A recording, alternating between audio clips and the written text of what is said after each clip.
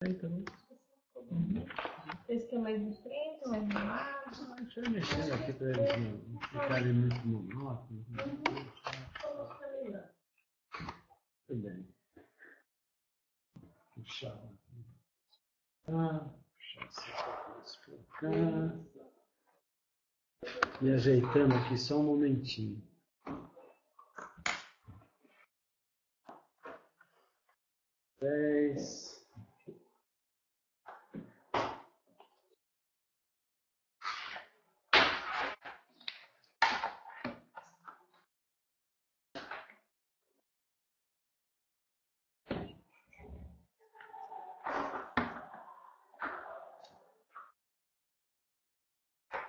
Muito bem, podemos ir?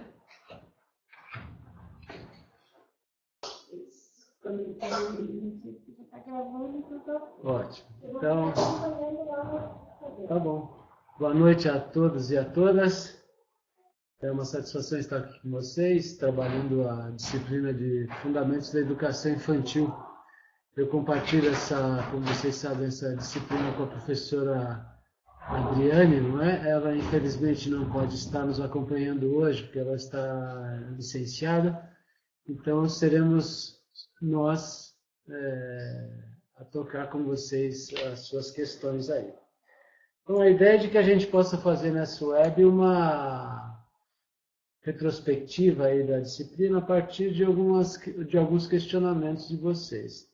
Eu já tenho alguns questionamentos de saída aqui, que foram gentilmente nos oferecidos pelo Cleverton, pela Maria Elizabeth, com um sobrenome um pouco difícil, e pela própria Miriam, Aparecida da Silva Lourenço, e Lucileide também me perguntou algumas coisas que dão uma possibilidade de que a gente vá desenvolvendo um assunto com vocês, e à medida em que vocês forem tendo questões ou ideias ou perguntas, podem fazer pelo chat aí, fazer a pergunta e a gente, na medida do possível, vai respondendo, ok? Então, acompanhei a nossa colega, né, que já falou, professora? Professora Maria Rita, esse mesmo, filho da Elis Regina. E que já falou algumas coisas com vocês sobre a prova e etc., como é exatamente difícil circunscrever o que é que vai cair na prova. Mas, enfim, na medida do possível, com essa retrospectiva que a gente vai fazer hoje de noite, e ver o que podemos ajudá-los. Muito bem, algumas perguntas vêm na direção mais pragmática, assim, algumas se referem aos recém, ao referencial, né? Então, eu acho que a gente tem que primeiro pensar assim, né? Uma das perguntas que vem é o que é isso do professor, das tendências mais romântica, depois a tendência mais cognitiva e a tendência mais crítica, né? Vamos pensar assim, que nós temos que conceber a educação infantil, ou qualquer educação, obviamente, a partir da relação que ela estabelece com a sociedade, né? Das condições também históricas e materiais de uma determinada sociedade e do momento histórico pelo qual ela passa, né? Então, a educação ela vai responder às necessidades postas pela sociedade, vamos dizer assim. Então, a educação infantil, isso quer dizer que a educação infantil não é única ao longo da história, que a concepção de criança e de infância não é única ao longo da história, que as próprias formas de abordagem também não são únicas ao longo da história. Então, quando a gente está falando de educação infantil romântica, nós estamos pensando lá no século XIX, enfim, né? Quando muito baixo o som. Espera aí, vamos ver. O volume está perfeito. Obrigado, Neide. Deve ser, algumas pessoas estão com o som um pouco baixo e outras sem som, mas eu reporto a vocês que eu tenho referência de que o som está rolando bem. Então eu peço que vocês averiguem seus aparelhos.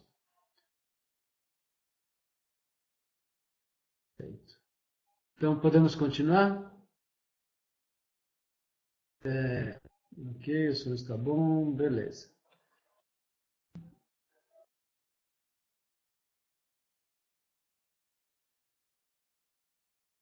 Ok.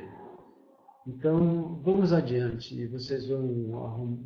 O nosso suporte técnico ele pode estar acompanhando também e vai dando a ajuda necessária, porque eu de informática também não entendo muito, né?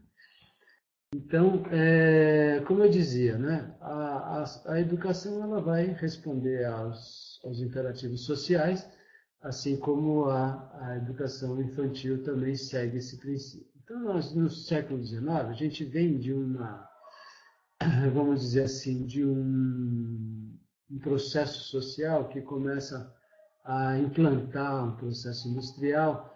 Já em meados do século XIX, a gente já tem um franco processo industrial na Europa, sobretudo na França e na Inglaterra, e onde as crianças são absolutamente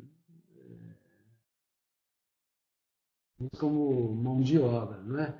Então, a princípio, se vê uma necessidade de proteção da infância, na medida em que, se a infância continua sendo expoliada, né, as crianças continuam sendo utilizadas pelo aparato industrial da forma como vinham sendo, ou seja, tinha crianças até de 3 anos de idade trabalhando com trabalho repetitivo, enfim, em situações absolutamente insalubres, o que acontece é que o processo e a própria sociedade não teriam gerações futuras, né? Então, aparecem já desde os 1700, enfim, nos 1800 isso se amplia, um processo de proteção à infância, né? E o imperativo de que essa infância seja cuidada. Então, aparece uma visão sobre as crianças de que elas são, então, sobretudo isso é um legado do Freud, da educação alemã, de que as crianças são sementinhas, né? E que, portanto, tem que ser cuidada, tem que ser alijada e protegida das ervas daninhas e assim por diante. Então, nesse sentido, que se cria uma visão romântica de uma criança que nasce pura e que tem que ser mantida desta forma, protegida das intempéries. Isso já vem de muito tempo, né? Desde os 1600, enfim. E a criança tem que ser protegida das intempéries da sociedade, que é uma sociedade corrompida, que é uma sociedade que não presta, vamos dizer assim, né? Nesse sentido é que nasce uma visão romântica da educação infantil, que é essa visão que vai pensar a criança como uma plantinha, daí o nome jardim de infância, né? Ou kindergarten, e onde a mulher tem um papel importante, porque por ser mulher, já naturalmente teria o dom de cuidar das crianças. Então, estas mulheres seriam as jardineiras que cuidariam das crianças e assim por diante. Então, assim nasce o interesse pelo cuidado da infância de uma forma bastante idealista, vamos dizer assim, mas absolutamente necessária naquele momento histórico, onde as crianças estavam expostas a uma degradação absurda em termos sociais, né? Então, esse tipo de trabalho com as crianças seria fundamental, né? Muito bem. No campo, então, esse é o ponto de partida da educação infantil, né? Uma educação idealista, uma educação que vai proteger as crianças. aqui no Brasil, sobretudo depois dos anos 70 do século passado, a gente tem a adoção antes até desse processo, nos anos 30, nos anos 20, enfim, nos anos 40 há uma intensificação do cuidado com a infância e tal, no período de Getúlio Vargas, vai aparecendo uma educação infantil de cunho assistencialista, né? Então, até os anos 90, praticamente, meados dos anos 90 do século passado, o processo de cuidado com a infância era um processo absolutamente assistencialista, pautado nessa ideia da criança, sementinha e tal. Então a gente tem aqui no Brasil um desdobramento desse processo da educação ativa, onde a criança vai explorar a educação sensorial, onde a criança vai explorar o mundo, o movimento tal, num lugar centralidade, né?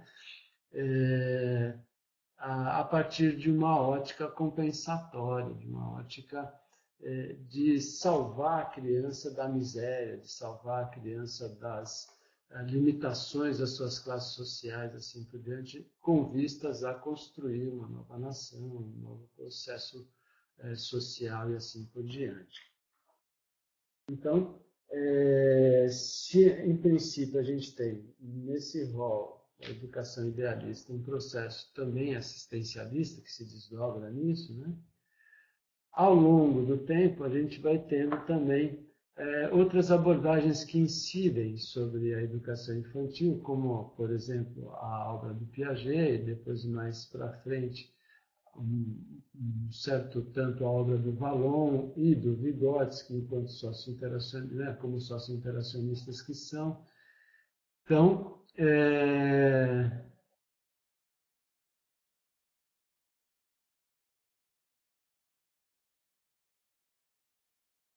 tem muitas informações. Quando a pessoa me descreve que não está entendendo nada em termos de som ou conteúdo.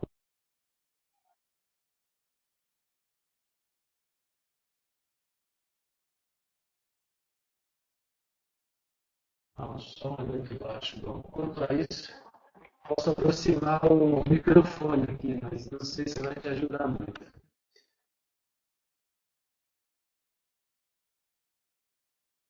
Eu dei uma aproximada aqui no microfone, vamos ver se melhora um pouco.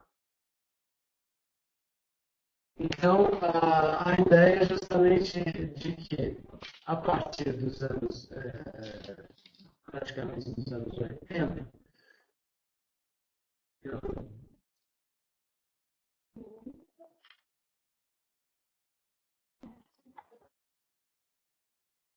não sei, o microfone aqui em cima, né?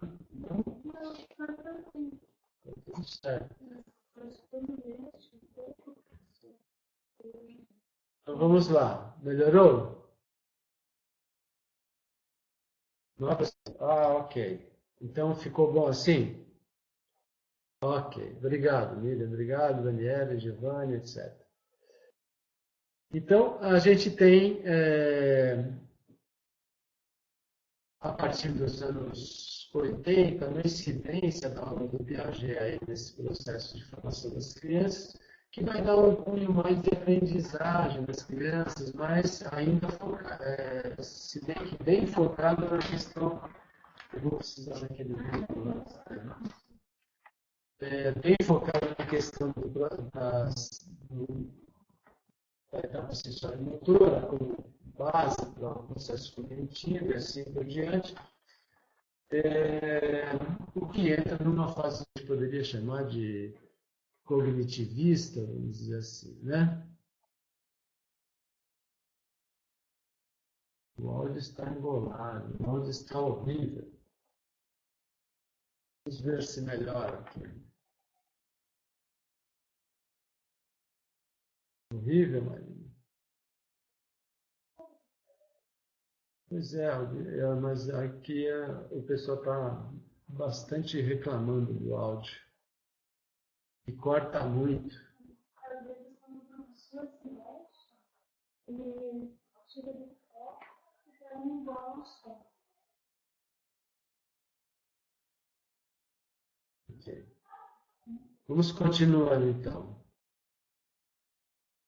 Aqueles slides da revisão? No princípio, não. Vamos adiante, então. Boa noite, Eliane.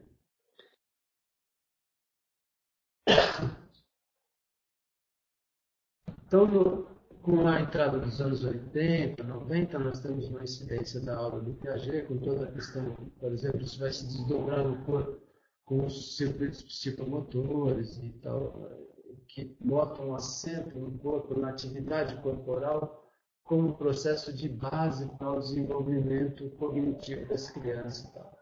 E a partir da EPB nós temos as teorias mais críticas que vão assumindo um papel mais central no processo da educação infantil, a partir da obra de Vygotsky e também de um entendimento um pouco mais refinado da obra do Vallon.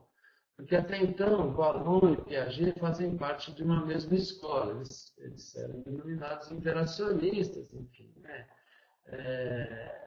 E começa a haver uma distinção entre que o Paulo trabalhava e o que o Piaget trabalhava, até porque eles têm de base buscas diferentes. Né? O Piaget busca como que a criança aprende e o Paulo busca como que a criança se constitui enquanto ser humano, que é uma perspectiva mais socio-interacionista, propriamente dita.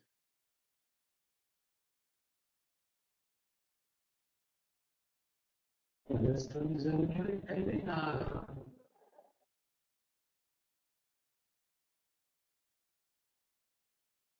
Nada, não deixa de botar nada.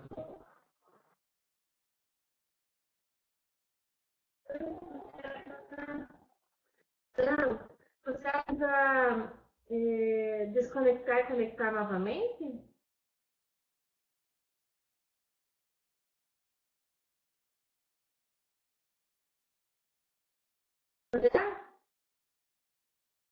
Então, pessoal, a gente vai desconectar e conectar novamente, tá bom? Não, nós, o professor aqui, a gente vai interromper um pouquinho a web e vamos entrar novamente, tá?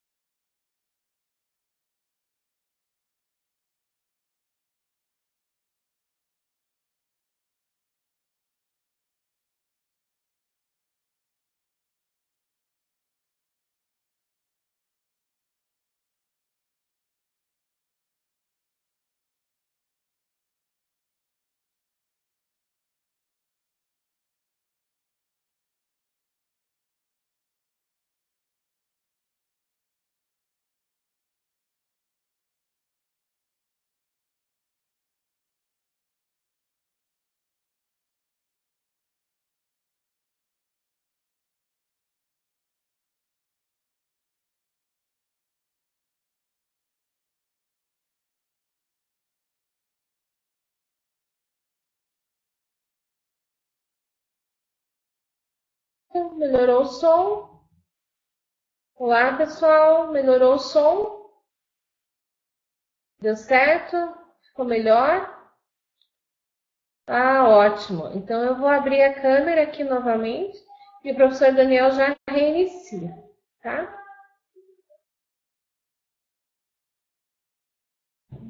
Câmera. Abriu a câmera, o professor Daniel já retorna. Só um momentinho.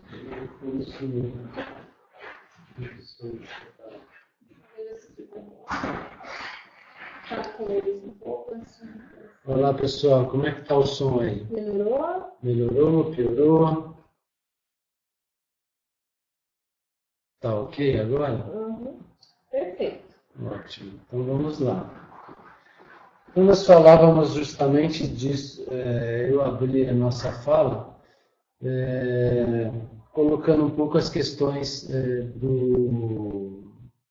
das visões, das tendências básicas da educação infantil, né? Porque uma das perguntas que me fizeram, um dos pedidos que me fizeram, é de que eu falasse sobre a vertente mais idealista, a vertente mais cognitivista e a vertente crítica, né, da educação. Então, eu explicava que, de fato, a educação infantil começa numa perspectiva muito idealista na medida em que era preciso num determinado momento histórico, aí final do século XVIII, e o século XIX inteiro, né, onde o processo de industrialização vai se acumulando, era necessário fazer uma proteção à infância bastante severa, porque o uso que estava sendo feito das crianças nas fábricas, enfim, nas manufaturas, era completamente insalubre. Então, começaram a existir leis e começaram a existir instituições de cuidado da infância. Isso aqui no Brasil vai se desdobrando, sobretudo a partir dos anos 20 e 30, depois dos anos 40, ganha um volume como os parques infantis e etc., as casas de cuidado da infância e os próprios movimentos de acompanhamento gestante, depois acompanhamento dos recém-nascidos e tal, e com a criação também de instituições que pudessem acolher as crianças para garantir questões de alimentação, questões de cuidados básicos, tendo em vista que as nossas instituições de educação infantil, até os anos de 96, quando vem a nova LDB, elas têm uma característica absolutamente assistencialista. Então, prepondera até os anos 70, vamos dizer assim, uma visão muito idealista das crianças, que era aquela visão que eu já contei para vocês, da visão que a criança é uma sementinha, que precisa ser cuidada dos males da sociedade, assim por diante, onde a professora é a jardineira que garantirá que as ervas daninhas não virão. Então, aí tem uma perspectiva higienista em relação à questão da moral, à questão do corpo, da normalização do corpo, enfim, que fica a cargo das instituições de educação infantil, sempre naquela perspectiva de que é de pequeno que se torce pepino, né? Ou seja, então, desde sempre, a ideia de que quanto menor for a criança, mais moldável ela é. Então, como a perspectiva é de moldagem, é de adequação da criança aos processos sociais mais amplos, à moral da sociedade, etc. Então, os processos, as instituições que cuidam das crianças tomam uma importância bastante importante. Importância importante é ótimo, né? Uma característica bastante importante de centralidade, na medida em que a educação sobretudo das crianças pequenas e das grandes também, passa a ser uma promessa de futuro para as sociedades, assim por diante. E com o processo das perspectivas mais ativas, da ideia de que a criança aprende fazendo, de que a criança aprende se movimentando, de que a criança aprende experimentando, vão surgindo outras perspectivas que vão na direção, passam Dewey, passam pelo Anísio Teixeira, enfim, da Escola Nova, todo o pessoal da Escola Nova, e vamos desembocar uma perspectiva piagetiana, vamos dizer assim, né, construtivista do conhecimento, e acaba que as instituições de educação infantil elas ficam lotadas de processos psicomotores, de jogos educativos e etc., etc., voltados para a experimentação corporal, porque Piaget assim o entende, não só Piaget, como Vallon e todos os educadores entendem que o movimento é a base sobre a qual a criança constrói a sua inteligência, constrói seu entendimento de mundo e assim por diante. Constrói suas relações, constrói sua personalidade, né? Quando a gente está falando de Vallon, e constrói o seu entendimento de sociedade, quando a gente está falando também do próprio Vygotsky. Então, a gente passa de uma perspectiva bastante idealista, cai numa perspectiva e também romântica da educação infantil e da criança, como se a educação infantil fosse, as instituições fossem suprir o que os lares não oferecem, vamos dizer assim, a própria classe social não oferece, vai numa direção de ser concebida como primeira instância, como uma garantia para a educação futura, e aí, então, inclusive, a importância e o surgimento da psicomotricidade no campo da educação infantil, que a princípio surge como uma possibilidade de garantir determinadas coordenações, determinadas experimentações corporais que redundam em determinadas organizações cerebrais e cognitivas que garantiriam um futuro, um processo de alfabetização e de escolarização mais consistente. Essa teoria é discutível, mas, enfim, também tem suas verdades, né? E a partir dos anos 90, sobretudo do meados dos anos 90, que é quando a LBD também é instituída, na 394, 96, a ideia de que esse processo, que era um processo de compensação, vira, e portanto, um processo bastante olhado sob a ótica da assistência às crianças, ou seja, é um processo compensatório, né, das mazelas sociais, das mazelas da pobreza e assim por diante, a criança em 96 passa a ocupar um lugar de direito, né? Ou seja, é uma criança que é cidadã, que é, então, portanto, sujeito de direito. E aí, nesse sentido, se adota uma perspectiva mais crítica da concepção, que pese no nosso recenei lá nos referenciais, né? A perspectiva histórica e social que tende para a ideia das microculturas, a partir desta referência que é a questão da educação inclusiva, das minorias, enfim, assim por diante, que minorias que não são minorias, se todas as minorias forem somadas, né, todas as microculturas forem somadas, a gente tem a classe trabalhadora, que é a maioria, né, na verdade. Então, adota-se uma perspectiva sócio-histórica, que não é exatamente pautada na concepção do Vygotsky, mas encontra no Vygotsky uma teorização interessante. Então, nós temos aí, então, um primeiro momento da educação infantil bastante romântico, vamos dizer assim, né, da criança sementinha.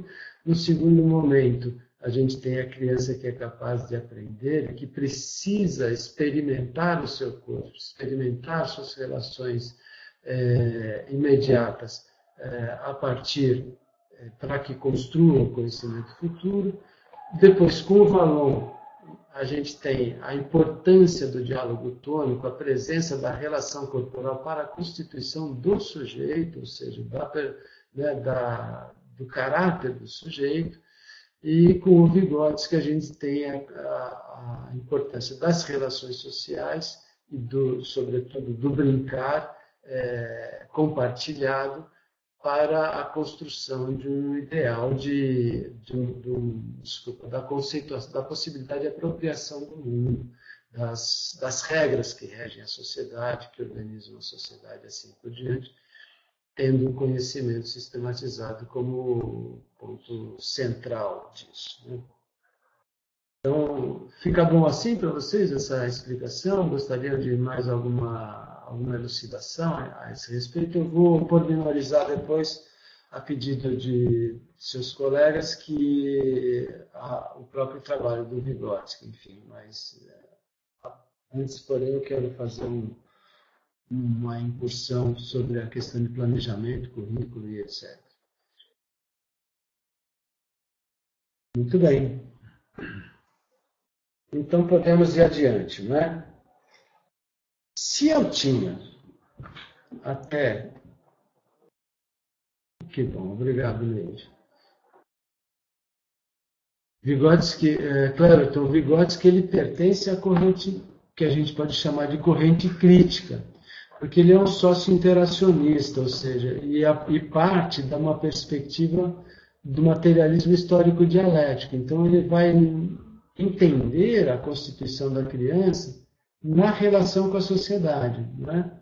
E vai tecer as críticas a essa formação, enfim, né?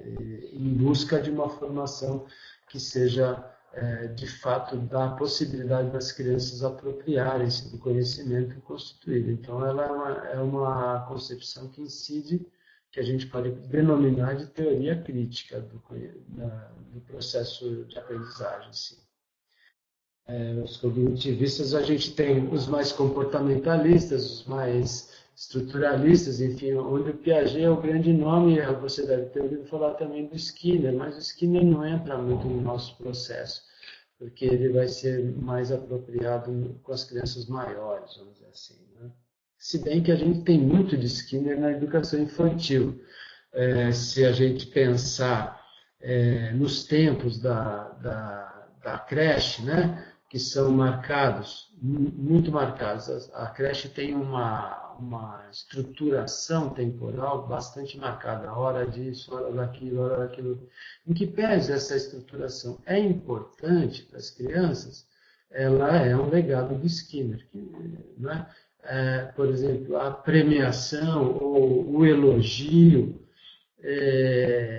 como reforço positivo, esse é um pensamento do Skinner, né? Que é também base para as relações afetivas, mas de outra ordem, que não sejam tão cognitivas. Mas, enfim. Então, o Vygotsky, voltando, né, ele faz parte da...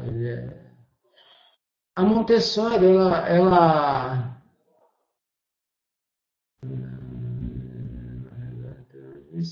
se incentivar e organizar a estrutura da brincadeira. Diz assim, uma das colegas pergunta sobre a Montessori, eu já vou aí, Cidiane. Desculpa aqui, eu estou ainda sobre a Montessori. A Montessori também tem um trabalho que pode ser chamado de cognitivista, né? No sentido. Ela vai, inclusive, fazer uma defesa muito importante, ela como médica, enfim, vai fazer uma defesa muito importante sobre as crianças com alguma deficiência e como elas são capazes de aprender. Então, tem todo um processo de experimentação, ela vem da escola ativa também, vem de experimentação com material dourado, etc., etc., enfim, que vai nessa perspectiva mais cognitiva, vamos dizer assim. Fazemos um contraponto do cognitivo com uma perspectiva que a gente pode chamar de mais afetiva, vamos dizer assim, né? Em termos das relações, e uma perspectiva, como o Vallon é um sócio interacionista, eu particularmente incluo o Vallon no sócio interacionista, porque ele tem uma base marxista de constituição, da sua perspectiva teórica, e ele vai pensar como, diferentemente do Piaget, por exemplo, que vê o desenvolvimento como linear, ele também vai ver o desenvolvimento como o Vygotsky, a partir de uma perspectiva dialética, de idas e vindas, enfim, de aproximações, de crises, de rupturas, ao contrário do processo piagetiano e os anteriores, que pressupõem um desenvolvimento linear de uma base mais simples para uma base mais complexa, né? Então, a perspectiva montessoriana é uma perspectiva interessante, sim, sem dúvida nenhuma, guardadas as intenções, né? Aí a Cidiane Cosmo fala o seguinte: brincadeira é uma linguagem infantil, é uma imitação transformada no plano das emoções e ideias de uma realidade anteriormente vivenciada. Então a gente está falando, Cidiane, você fala da brincadeira a partir da possibilidade de que a criança expresse na brincadeira algo que já foi vivido, não é? Ou seja, como que se a brincadeira fosse um pano de fundo para que a criança pudesse construir sua própria história e explicitar a sua própria história, não é isso? Cultural, pessoal, enfim, assim por diante. O Vygotsky vai colocar a brincadeira num outro patamar, né? Em que pese as emoções, em que pese as ideias, o Vygotsky vai dizer, bom, na brincadeira abre uma zona de desenvolvimento proximal, é onde a gente pode olhar aonde a criança está e o que ela está tentando apreender sobre a sociedade, sobre as coisas que acontecem na sociedade. Então, eu particularmente, acredito que a gente tem essas duas perspectivas, sim. Porque eu venho de uma formação de psicomotricidade relacional, onde a gente tem uma base mais psicanalítica, vamos dizer assim, mais valoniana, não é? No sentido de que a criança vai contar na sua atividade corporal, na sua atividade expressiva, a sua história.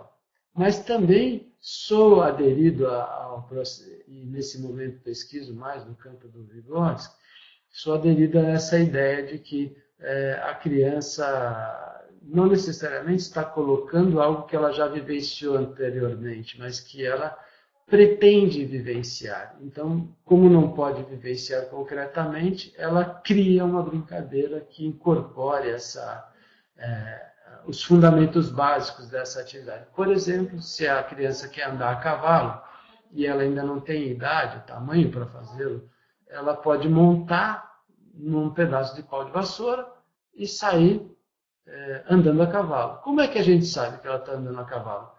Porque ela relincha, porque ela galopa, porque ela monta no cavalo como os cavaleiros montam. Ela não monta de costa para a cabeça da vassoura, ela monta como os cavaleiros montam. Ou seja, ela está num processo de apropriação. E ela nunca andou de cavalo, ela já viu muitas pessoas andar de cavalo, por exemplo, né?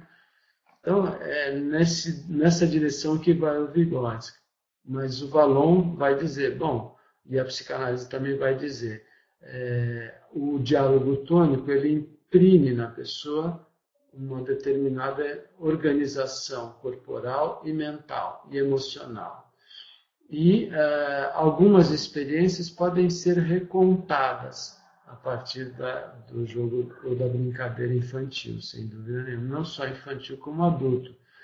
Quando a gente coloca as pessoas para jogarem como crianças, vamos dizer assim, né? Então os adultos também recuperam. Aí você diz, deve-se incentivar e organizar a base estrutural da brincadeira na instituição infantil. Cabe ao sujeito que auxilie ao professor nessa intervenção oferecer material adequado, espaço estruturado e organizado, situações para que as brincadeiras ocorram de maneira... fiquei em dúvida nessa questão. Bom, é que é assim, os auxiliares, os professores, eles têm que oferecer um espaço. Por exemplo, o espaço piagetiano é um espaço absolutamente estruturado, né? Nós vamos ter aqueles circuitos psicomotores, os tubos para entrar dentro, as traves para a criança passar por cima, passar por baixo, os sarrafos de equilíbrio. Nós vamos ter várias coisas e vários outros brinquedos, por exemplo, boliche, na educação infantil, assim por diante, que vão trabalhar com as coordenações. São brincadeiras estruturadas. A gente tem dois tipos, basicamente, de brincadeiras. As brincadeiras que são estruturadas e organizadas a partir de regras prévias, e as brincadeiras que não são estruturadas previamente, que é o que eu chamo de jogo espontâneo compartilhado, onde as regras vão sendo organizadas dentro da brincadeira e como fruto da brincadeira. Então nós temos esses dois tipos de brincadeira fundamentalmente, né? Ou esses dois espaços lúdicos para a criança. Um estruturado e o outro que não necessariamente tem uma estrutura prévia, a não ser uma organização prévia no sentido de que a criança possa jogar sem machucar-se, sem machucar os colegas, cuidar do seu corpo, cuidar do corpo dos colegas, às vezes cuidar de alguma coisa que esteja na sala e assim por diante. Mas a brincadeira é aberta, você coloca os materiais lá para as crianças, normalmente materiais que possam envolver toda a motricidade ampla da criança. Então a gente deixa de lado todos os brinquedinhos de encaixe, as coisinhas pequenas, etc, etc, para trabalhar com macromateriais, vamos dizer assim, com bolas grandes, com panos, com caixas de papelão, e deixar cordas, aros, e deixa que as crianças criem o seu universo. E o professor, então, aí vai intervindo como companheiro de jogo, no sentido de fazer a brincadeira evoluir, no sentido de questionar a brincadeira. Por exemplo, uma criança que está querendo aprender a amarrar o cavalo, por exemplo, ela pode fazer o adulto de cavalo e enfiar simplesmente uma corda no meio de uns colchões e dizer está amarrado, e o cavalo foge. Questiona esse amarrado da criança. E assim a gente vai depois, numa roda de conversa, pode dizer, mas você queria amarrar assim e tal, é difícil amarrar. E aí a gente pode partir para um processo pedagógico, de como amarra, de como faz um laço, de como faz, enfim, né? Então, a brincadeira, de fato, ela é uma linguagem infantil, como a gente afirma, como você tirou nesse extrato, né? A imitação compõe, de fato, um papel fundamental, porque não é somente a transposição ou o espelhamento do gesto, mas é também o entendimento de como como isso é constituído e parte de que esse gesto, essa coisa que a criança imita, pertence, né? No caso de visar a aquisição de novos conceitos pelas crianças. Muito bem. Então, a gente vai aí, por exemplo, né? Se a gente está num processo de alfabetização. Então, nós, a princípio, podemos abrir um espaço de jogo para as crianças, né? Esse espaço de jogo depois pode ser colocado como um espaço de contação. Eu vou contar o que eu brinquei, eu vou contar com quem brinquei, como brinquei, etc, etc. Veja que isso é um processo de letramento que já está acontecendo aí, né? Na medida em que a criança tem que organizar o seu discurso no tempo, no espaço e colocar as palavras adequadas para poder explicar, e a gente vai ajudando isso. Para além disso, a gente pode fazer um desenho. Então agora vamos desenhar. Algumas crianças vão fazer um rabisco. Desculpa, o desenho ele funciona antes da contação de história, melhor, não é? Porque a partir do desenho, que é um pouco menos racionalizado, a gente pode perguntar para a criança, recupera a vivência no desenho, né? Olha, o que você desenhou aqui? O que isso tinha a ver com o jogo? E a criança vai contando a sua história. A partir disso, a gente pode fazer anotações no desenho da criança. E vai colocando a criança num processo de alfabetização. Então, esse é um processo que vai se ampliando exponencialmente, porque pode aparecer a questão do cavalo, pode aparecer a questão dos laços, pode aparecer conceitos de mamífero, não mamífero, e assim a gente pode, a partir dessa atividade compartilhada, desdobrar isso nisso que é a pretensão dos currículos.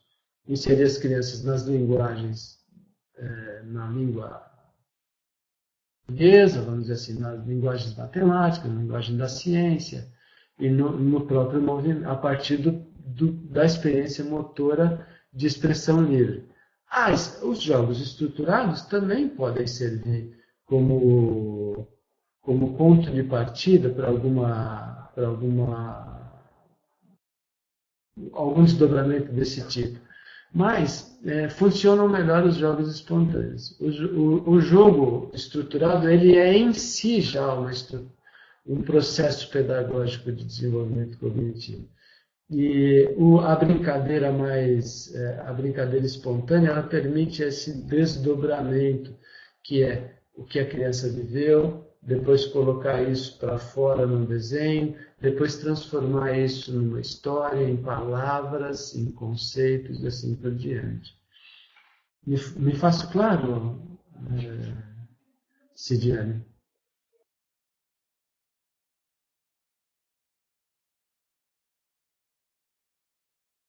Bom, eu espero que isso tenha podido ajudar. Obrigado pela sua intervenção. Então, justamente isso, né? Qual é a orientação que a gente tem, né? Então, a partir do jogo espontâneo, a gente pode pensar assim, bom, o que é que o Recenei demanda? Os princípios da educação infantil, e aí já vou respondendo outros que me vieram previamente pela web, né? Então, a gente tem basicamente dois volumes, uma identidade e autonomia, né? E o outro volume, então, é conhecimento social e pessoal e conhecimento de mundo. No conhecimento de mundo, então, eu tenho movimento, artes visuais, música, linguagem oral e escrita, natureza e sociedade e matemática. Então, é nessa direção da questão da identidade e da autonomia e que ligam diretamente com a questão da cidadania, da liberdade de ação e etc., da apropriação do mundo, né?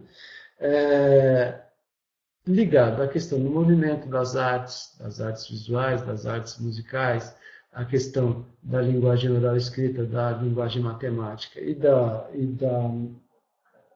do entendimento de sociedade e de natureza, esses são nossos norteadores, né?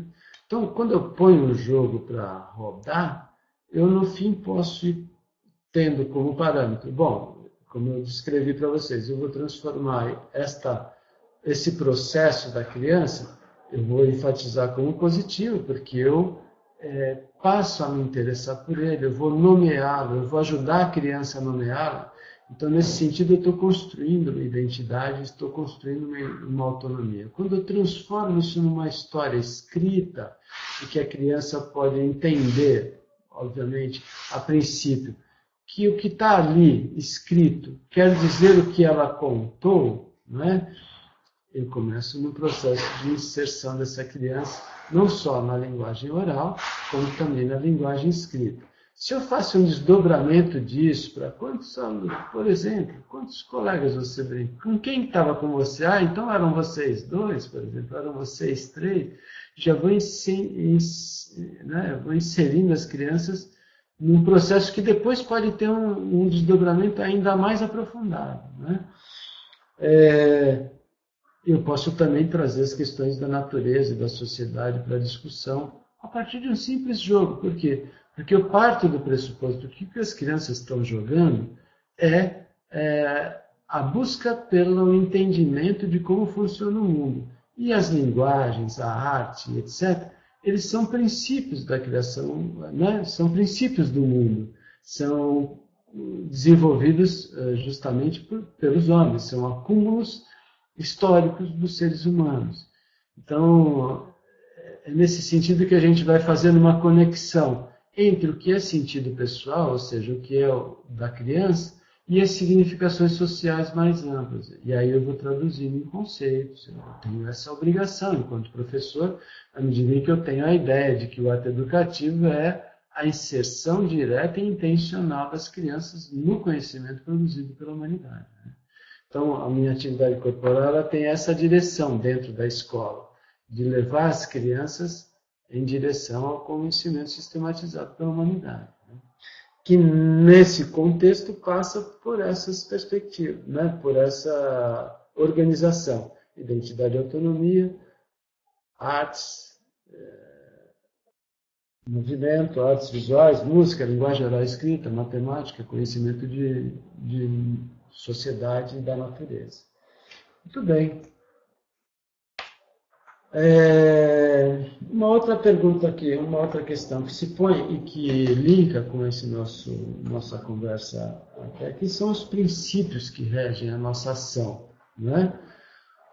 Então nós temos fundamentalmente... Ok, obrigado. Nós temos fundamentalmente 3 grandes princípios que vão orientar o nosso posicionamento, vamos dizer assim, frente às crianças, frente ao conhecimento e que vão nortear as nossas ações, né? As nossas escolhas na relação com as crianças, que são os princípios éticos. Então, volta aí a questão da autonomia, da responsabilidade, da solidariedade e do respeito ao bem comum, né? Nós temos princípios políticos, ou seja, as crianças têm que poder se entender como sujeitos de direitos e deveres. A gente necessariamente vai levá-los a uma assunção, a uma posição de autoria, portanto, de cidadania, né? E a partir do respeito aos princípios democráticos. Princípios democráticos na sua essência, ou seja, de que as coisas são compartilhadas, de que as coisas são decididas entre todos, organizadas entre todos e assim por diante. Isso inclui também o posicionamento do professor e da própria instituição em relação à criança, à sua família, à sua comunidade e assim por diante, né? E os princípios estéticos, ou seja, desenvolver nas crianças a possibilidade da sensibilidade, a possibilidade da criatividade, a partir de uma perspectiva de ludicidade, e inseri-las também no processo de desenvolvimento das questões culturais, né, artístico-culturais, onde a gente tem um link aí com o meio da criança, o meio onde ela é.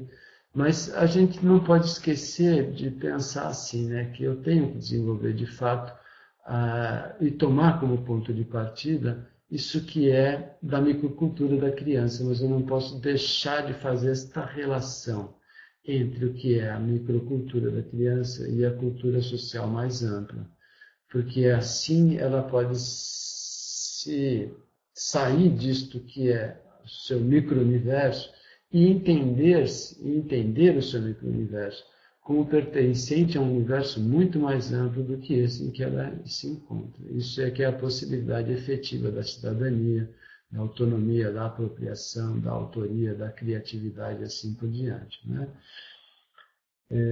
Muito bem. Então, tudo isso a gente está falando, e isto se orienta fundamentalmente para práticas pedagógicas que olhem para o sujeito, obviamente, como sujeitos inteiros, né? Vamos dizer assim, como sujeitos de direito, como responsáveis e capazes, né? Isso eu digo, seja ele um sujeito que é portador de alguma deficiência ou não, todos são capazes de aprender, todos são capazes de uma autonomia, assim, obviamente, guardadas as proporções, né? Mas a orientação é justamente de que a gente possa olhar para o sujeito como nos seus aspectos físicos, nos seus aspectos emocionais, nos seus aspectos cognitivos e nos seus aspectos sociais, né? Então a gente tem que conceber essa criança a partir desses pressupostos, vamos dizer assim. Tudo bem.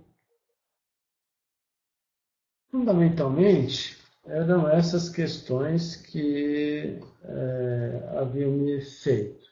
Uma outra questão que me aparece aqui no computador é sobre como a importância do planejamento, né? Então, se eu tenho um currículo, né, se eu tenho uma concepção de currículo, vamos dizer assim, deixa eu pegar aqui uma cola para ser mais objetivo com vocês. Como se fosse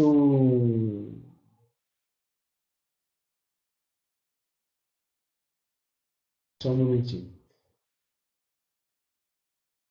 O currículo concebido como um conjunto de atividades nucleares, vamos dizer assim, né, desenvolvidas na escola, nós temos que pensar exatamente uma coisa importante, né, porque sobre essa relação entre currículo, planejamento, eu acrescentaria, né, avaliação.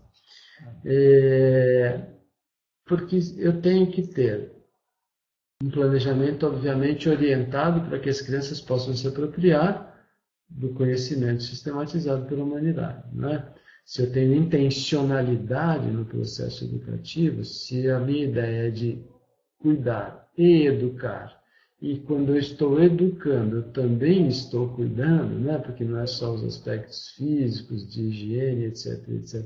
Mas quando eu possibilito que a criança se alimente dos bens culturais da humanidade, que a criança possa se organizar frente aos bens culturais, às significações sociais mais amplas, eu estou produzindo na criança também processos vinculares dela com o humano genérico, vamos dizer assim. Então é importante que a gente possa pensar nisso. Se eu estou num processo de educar e cuidar, na medida em que eu me proponho a educar, eu tenho que estabelecer uma organização disso. E tenho que também avaliar essa organização incessantemente, porque essa organização tem que necessariamente, sobretudo na educação infantil, tem que necessariamente ter um caráter de provisoriedade e de constante avaliação. Não só da criança, como também das nossas intervenções, ou seja, porque o nosso objetivo é que a criança possa ser inserida intencionalmente, diretamente, no conhecimento produzido pela humanidade. Então, a gente tem que ver se o que que nós, enquanto professores, estamos produzindo com as crianças vai nessa direção. E isto refere-se diretamente à questão curricular, ou seja, me obriga a fazer uma distinção entre o que é curricular e o que é extracurricular. Por exemplo, a importância do entendimento do que é o indígena, né, no Brasil é uma coisa fundamental, mas se isso fica na festinha do Dia do Índio, nisso que é o índio mascaradinho, com a peninha na cabeça e tal, ou seja, numa estereotipia, isso é completamente extracurricular, isso é fantasia de carnaval.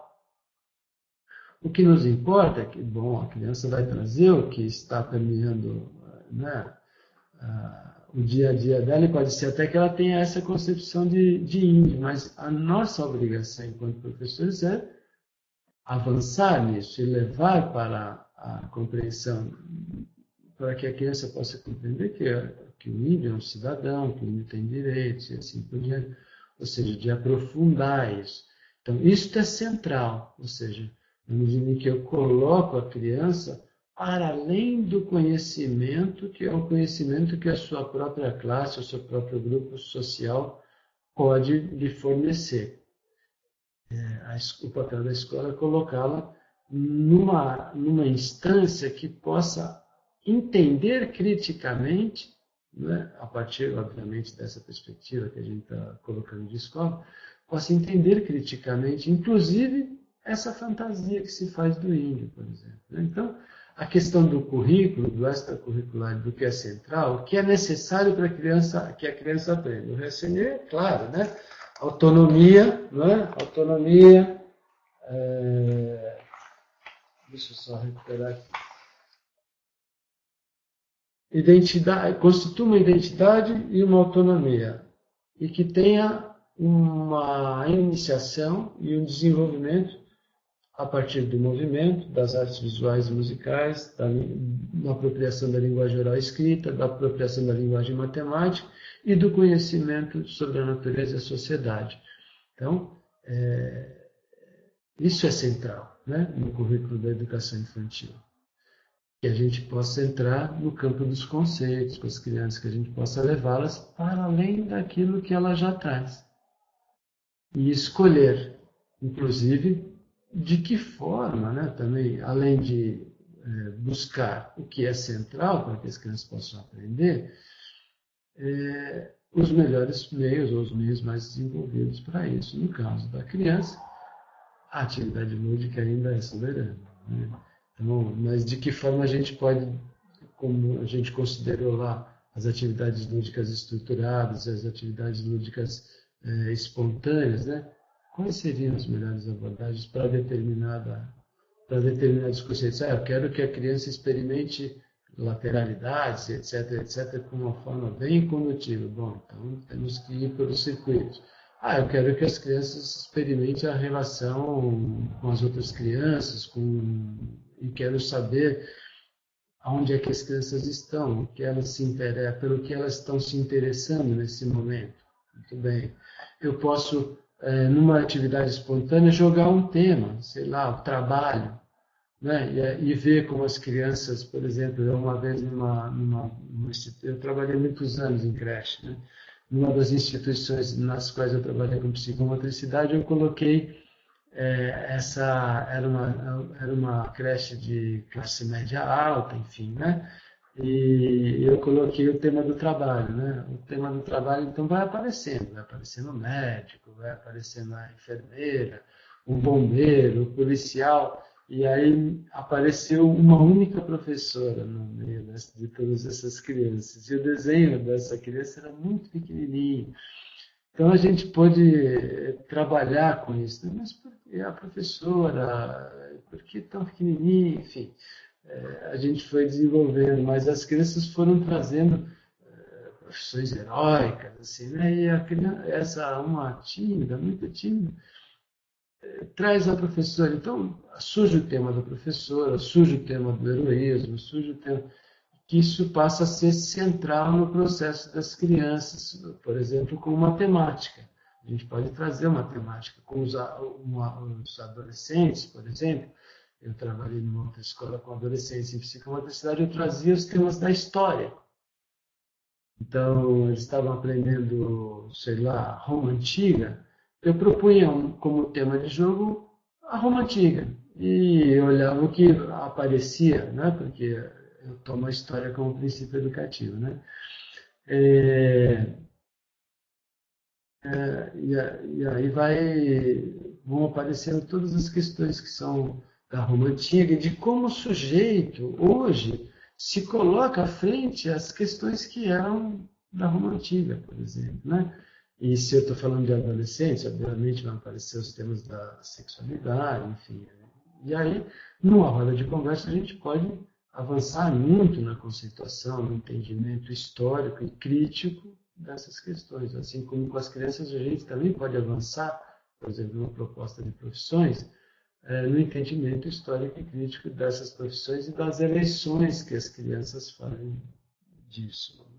Então, só para falar um pouco sobre currículo, como é que a gente vai construir o currículo, como é que a gente vai planejar isso. Bom, a gente tem toda uma orientação das diretrizes e do referenciais, né? do referencial nacional. Então, o currículo está um tanto dado, mas é importante que a gente possa abrir espaço para a voz da criança. E o jogo e a brincadeira ainda é o melhor espaço. Então, juntando a voz da criança com isso que é proposto desde fora, a gente pode fazer uma coisa muito legal, né? Enfim. A avaliação na educação infantil para os sujeitos não tem caráter, como vocês sabem, não tem um caráter de passagem de ano, vamos dizer assim, né?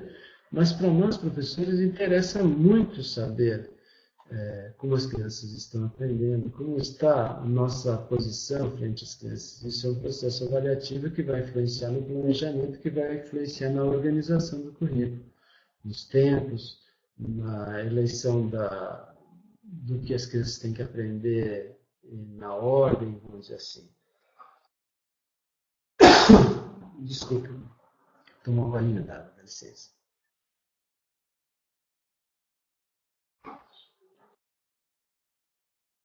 Muito bem. Uma outra questão que me aparece é sobre a base do Vygotsky, que a gente já falou um pouco sobre ela. O Vygotsky, de fato, bota a brincadeira no centro da ação educativa. é o meio, é a atividade principal da criança, né? E meio pela qual então ela pode dar saltos no seu entendimento de mundo. Ele fala do nível de desenvolvimento real, nível de desenvolvimento potencial, e no meio ele fala da zona de desenvolvimento proximal, que é onde as crianças estão aí, com a possibilidade de operar sobre o mundo com uma certa facilitação ou mediação daqueles que sabem mais, no caso os professores. Se a gente tinha lá na frente uma professora que era cuidadora e jardineira, depois com o Piaget a gente tem um professor que é facilitador, em Vygotsky a gente tem um professor que é mediador da consciência, né? Ou seja, ele serve de instrumento externo, a princípio, para as internalizações das crianças. Então, a brincadeira ocupa um lugar central para o Vygotsky, na medida em que ela evidencia a zona de desenvolvimento proximal de cada criança. Então, ela põe para circular. E o professor pode intervir, o professor pode se apropriar, o professor pode pensar, participar do processo, no sentido de questionar, de botar, enfim, alguns elementos que possam levar a criança a dar um salto qualitativo naquilo que ela já tem apropriado. Então, para o Vygotsky, isso que é o processo de aprendizagem, que é essa proposição a partir da brincadeira, ele é motor do desenvolvimento, né? Ao contrário de no Piaget, que o desenvolvimento é que é motor da aprendizagem. Então, o Vygotsky bota o professor, a mediação e a aprendizagens como centralidade para o processo de desenvolvimento das crianças. Então, penso que com isso a gente... E para o Vygotsky, a brincadeira é uma forma que a criança tem de apropriar-se das regras sociais, das organizações da sociedade. Como, por exemplo, o exemplo do cavaleiro que eu dei para vocês anteriormente, né?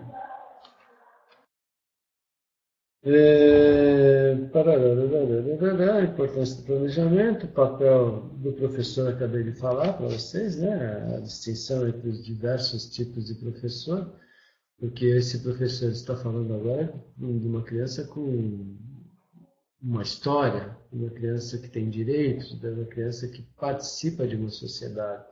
E que então a socialização nessa perspectiva ela é muito maior do que aquela socialização das crianças lá, que é conviver entre as crianças.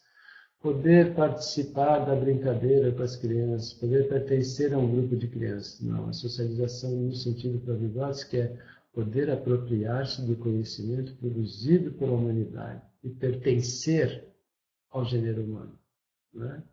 Com suas características, com seus sentidos pessoais, mas poder reconhecer-se como um humano genérico, um humano, a comunidade humana, né, vamos dizer assim. Bom, acho que o que eu tinha que recuperar com vocês é mais ou menos isso. Vocês têm alguma questão que eu pudesse ajudar? Eu me fiz claro? Essa é uma pergunta que eu gostaria de fazer para vocês, porque eu não sou muito craque nisso de webconferência. Se vocês puderem me dar um feedback, eu agradeço se me fiz claro, se fui coerente, se fui organizado, para poder explicar isso para vocês.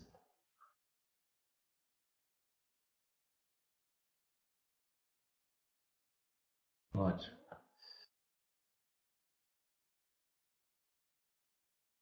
Bom, agradeço a devolutiva de vocês.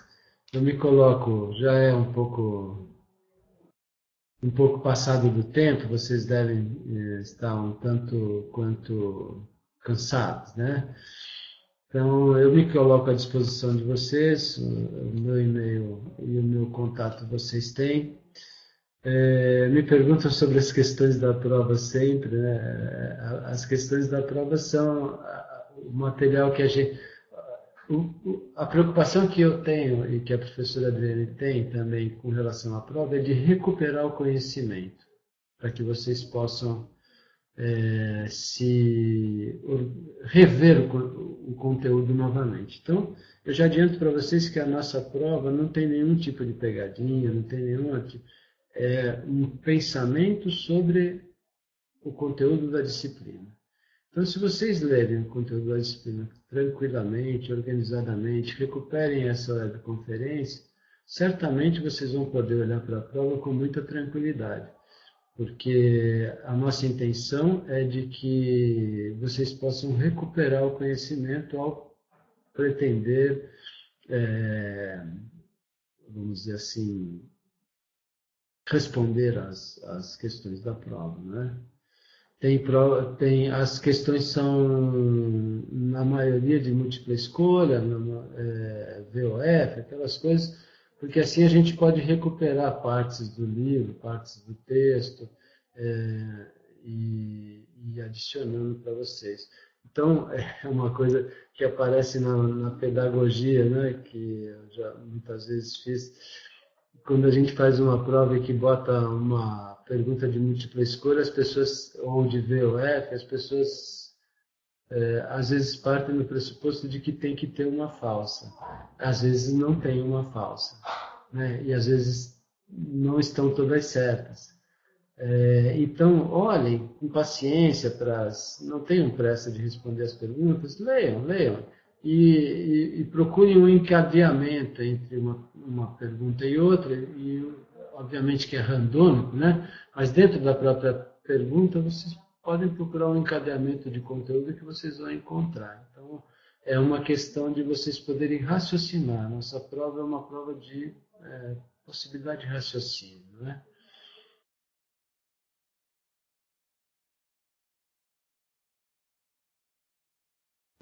Que mais? Ok. Então, eu agradeço a atenção de vocês. Eu desejo a todos e a todos uma boa noite, um bom descanso e que possam fazer uma boa prova lá acho que é sábado, né? Dia 12, não é isso? Então, um bom trabalho para vocês. Qualquer dúvida, estou à disposição. Uma satisfação.